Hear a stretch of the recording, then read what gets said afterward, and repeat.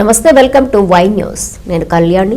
Major పంచాయతీపై Telugu తమ్ముళ్లు పట్టు బిగించారు.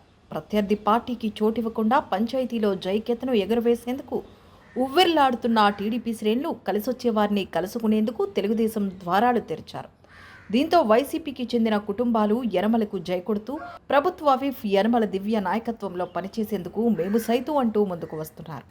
తాజాగా Tetagunta camp కార్యాలయంలో సీనియర్ నేత యనమల రాజేష్ ఆధ్వర్యంలో జరిగిన కార్యక్రమంలో 150 కుటుంబాలు వైసీపీకి రాజీనామా చేసి ప్రభుత్వ విప్ యనమల దివ్య సమక్షంలో టీడీపీలో చేరాయి.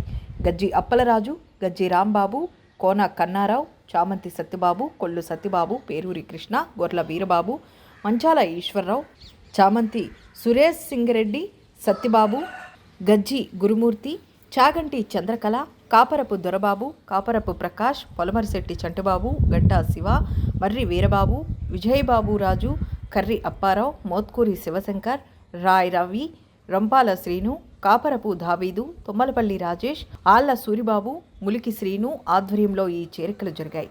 టీడీపీలో చేరిన వారిలో కాకాడ నగేష్ 1వ వార్డు మెంబర్, అత్తి బాబ్జీ 4వ వార్డు, పాటంశెట్టి రాజా, వాలంటరీ కోలా సూర్యారావు, ఎర్రబెల్లి సూరిబాబు, సానా సూరిబాబు, సోముల సుబ్బారావు తదితరులు ఉన్నారు.